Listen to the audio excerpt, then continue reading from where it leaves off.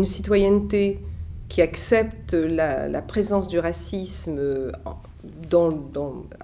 à l'intérieur de ce qu'on appellerait la cité, c'est-à-dire là où nous vivons ensemble, et n'est pas pour moi une pleine citoyenneté. Le racisme n'est pas un phénomène naturel. C'est un phénomène intellectuel et culturel et qui peut être éradiqué en profondeur. Les enfants ne sont pas racistes. Ils regardent un être humain qui bouge, qui sourit ou qui ne sourit pas.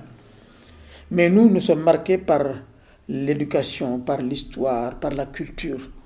Et littéralement, à partir du moment où tout cela rentre dans nos têtes, notre regard change complètement en profondeur. Je pense qu'il faut bouleverser toutes nos manières de penser, bouleverser tout. Le genre humain est né dans une seule province de la Terre, qui est l'Afrique tropicale.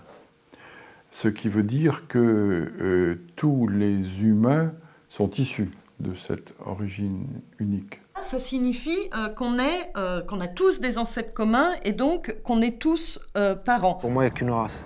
Pour l'essentiel, on a peu de différences génétiques entre les populations. Par contre, ce qui est fascinant chez l'homme, c'est les différences culturelles. On peut vivre ensemble, par exemple, toute la journée avec ses petits camarades, et puis rentrer le soir chez soi et parler une autre langue, manger une autre nourriture, s'intéresser à d'autres histoires, et que tout ça, cette diversité-là, d'abord, elle existe. Cette diversité, elle représente notre société et c'est plutôt une richesse. Autrefois, on disait telle région, telle religion. Maintenant, non.